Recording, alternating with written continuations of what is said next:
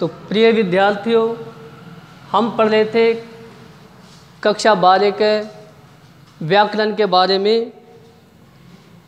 तो पिछले अध्याय में यानी प्रथम अध्याय में आपने पढ़ा था भाषा, व्याकरण और लिपि के बारे में। आज हम व्याकरण का द्वितीय अध्याय पद परिचय, इसके बारे में विस्तार से पढ़ेंगे। तो पद परिचय में पहला प्रश्न बनता है पद। पद क्या होता है या पद किसे कहते हैं? तो आप पढ़ते हो कि जब किसी भी शब्द को व्याकरण के नियमों के आधार पर वाक्य के अंदर प्रयोग करने की योग्यता प्राप्त हो जाती है, तो वो क्या कहलाता है? पद कहलाता है।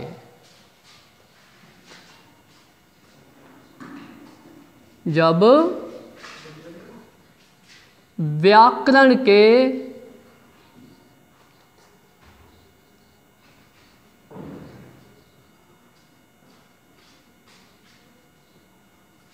नियमों के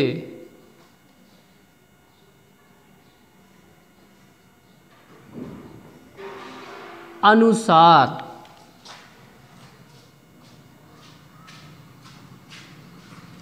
किसी शब्द को वाक्य में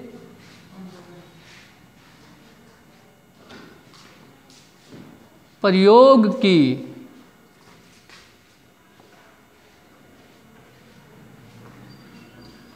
योग्यता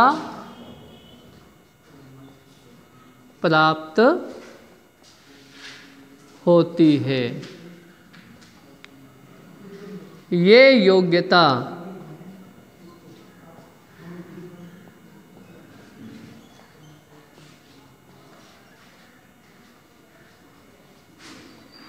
विभक्ति, लिंग, वचन, क्रिया के आधार पर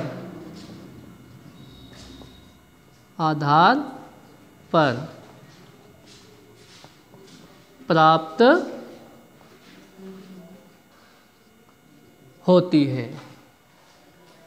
तभी बताया था कि व्याकरण यानी संपूर्ण जो व्याकरण है उसके नियमों के अनुसार कोई भी शब्द, जो भी हम प्रकृति में शब्दों को चीज़ों को देखते हैं, उनका कोई ना कोई नाम होता है, उसी नाम को शब्द कहा जाता है। उस शब्द को जब वाक्य में प्रयोग होने की या करने की योग्यता मिल जाती है तो वो क्या कहलाता है? पद कहलाता है।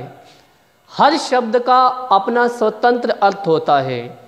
जैसे कोई भी नाम हो गया, कमल हो गया, पंखा हो गया, ये मार्कर हो गया, ये श्यामपट्ट हो गया, सबके अपने अपने नाम हैं। परंतु वाक्य के अंदर जब तक विभक्ति, लिंग, वचन, क्रिया के अनुसार उनको नहीं रखा जाएगा तो वो शब्द क्या है? निरर्थक माना जाएगा। जैसे हम कहेंगे राम, रावण, मारा। और राम भी शब्द है, रावण भी शब्द है और मारा भी शब्द है। तीनों स्वतंत्र शब्द हैं, किसी का भी नाम हो सकता है। लेकिन वो वाक्य पूर्ण नहीं बन रहा। क्यों?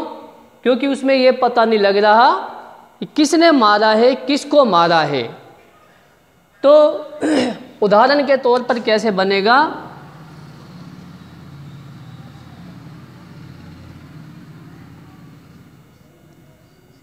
राम ने रावण को मारा। तो अब ये संपूर्ण वाक्य बन गया। और इन शब्दों को भी क्या है, इस वाक्य के अंदर स्थान मिल गया है, क्योंकि इसके साथ ने विभक्ति आ गई है, इसके साथ को विभक्ति आ गई है। तो व्याकरण नियमों के अनुसार इस विभक्ति ने इन शब्दों को वाक्य के अंदर सार्थक बना दिया है। उसके बाद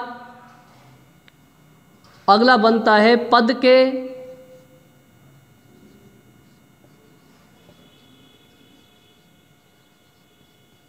प्रकार। तो पद के अंदर दो प्रकारों का क्या है, विस्तार से वर्णन किया जाता है। पहला है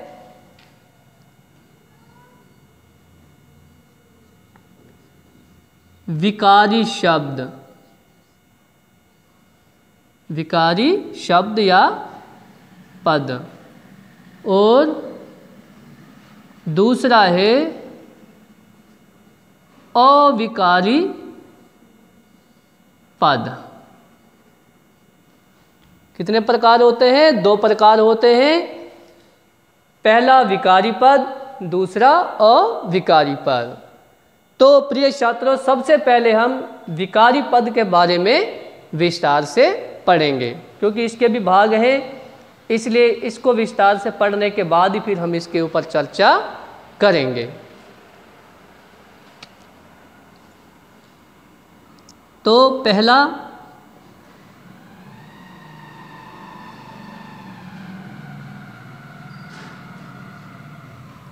विकारी पद।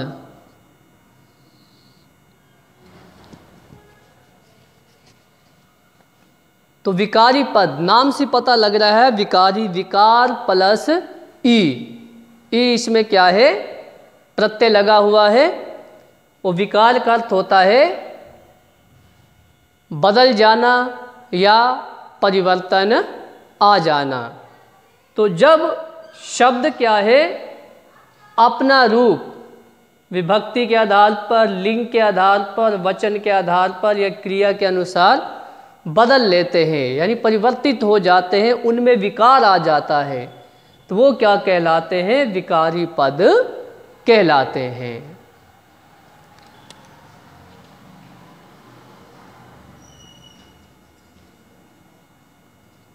जिन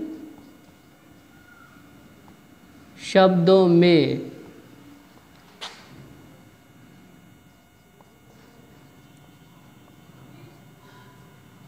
परिवर्तन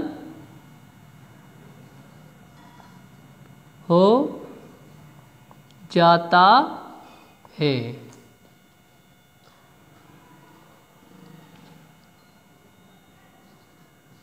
वह विकारी शब्द होते हैं। तो आया समझ में, जिन शब्दों में ग्रामर के किसी भी बिंदु के आधार पर इनमें से परिवर्तन हो जाता है, उसे विकारी शब्द कहते हैं, यानी उनका रूप बदल जाता है। जैसे हमने कहा लड़का, तो लड़का का हम क्या है, विभक्ति के आधार पर या लिंग के आधार पर या वचन के या क्रिया के आधार पर जैसे ही इसमें परिवर्तन करेंगे तो उसमें परिवर्तन हो सकता है। अब लिंग के आधार पर करेंगे तो लड़का का हम लड़की बना सकते हैं, यानी कह सकते हैं। वचन लड़का एक वचन हो गया, हमने कह दिया लड़के तो वो क्या हो गया, बहुवचन में आ जाएगा। तो इस प्रकार इन शब्दों में परिवर्तन हो जाता है, विकार उत्पन्न हो जाता है। तो एक बार इसका स्क्रीनशॉट ले लें।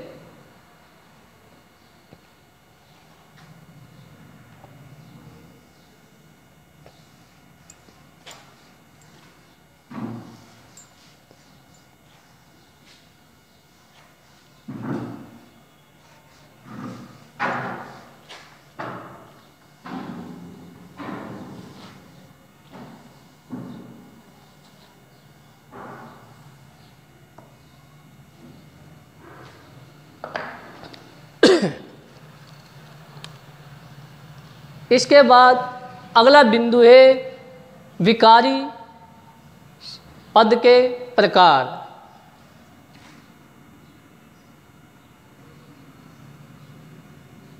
विकारी पद के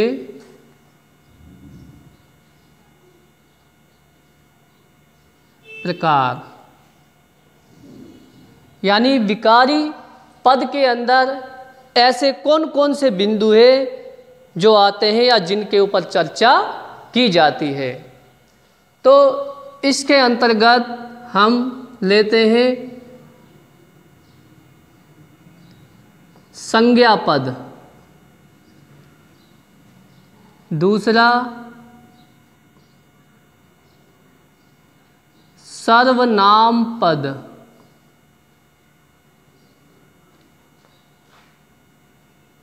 तीसरा बिंदु है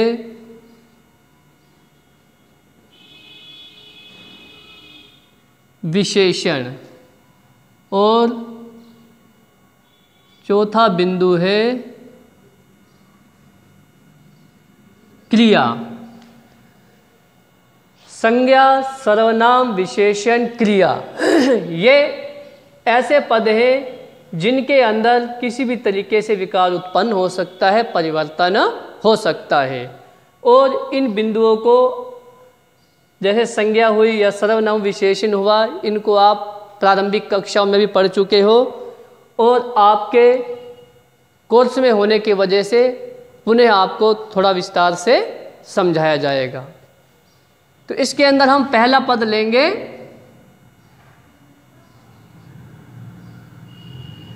संज्ञा।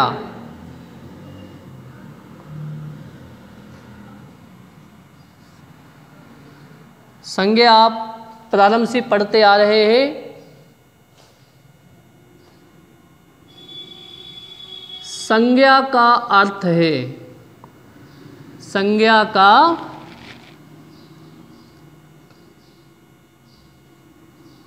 अर्थ है नाम,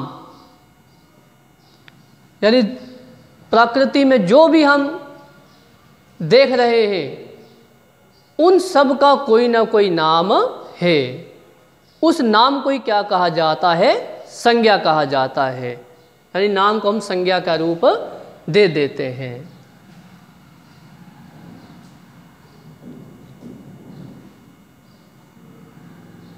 अर्थात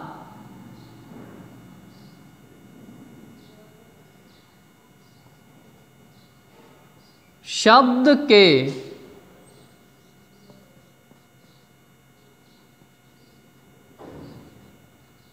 जिस रूप से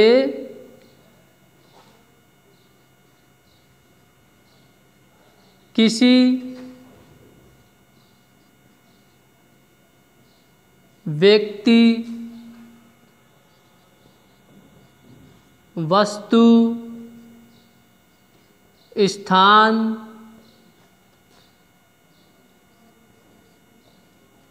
गुण,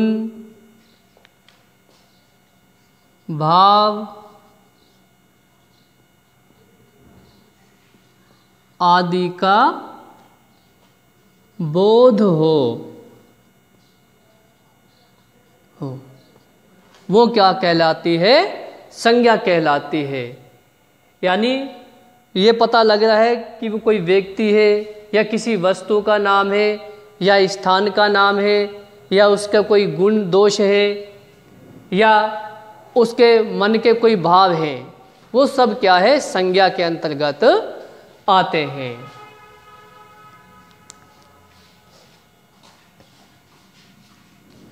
जैसे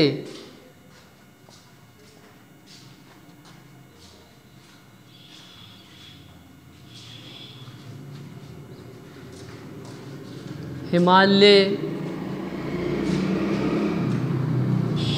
घर,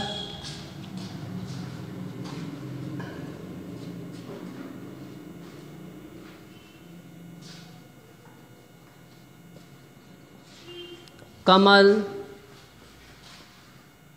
आदि। तो ये सब क्या है? नाम है, इसलिए इसको क्या है? संज्ञा कहा जाता है। उसके बाद अगला बिंदु बनता है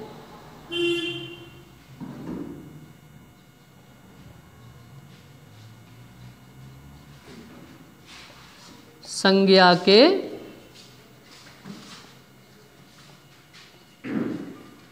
प्रकार। तो कुछ विद्वान संज्ञा के 5 प्रकार मानते हैं, लेकिन प्रारंभ से आप पढ़ते आ रहे हो मुख्यतः 3 प्रकारों को या 3 भागों को ही क्या है? स्थान दिया गया है संज्ञा के अंतर्गत, और आपके कोर्स में भी उन्हीं 3 भागों का वर्णन है। पहला है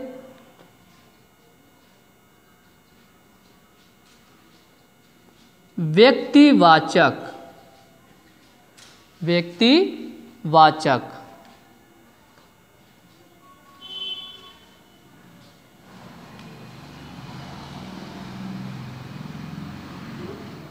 संज्ञा के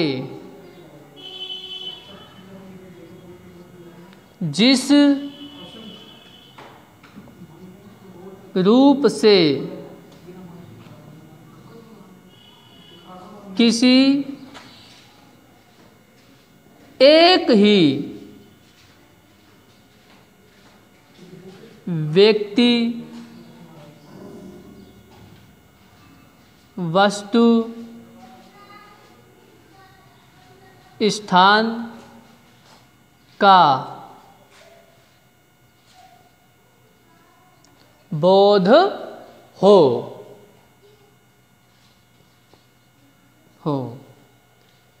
वो क्या कहलाती है? व्यक्तिवाचक संज्ञा कहलाती है।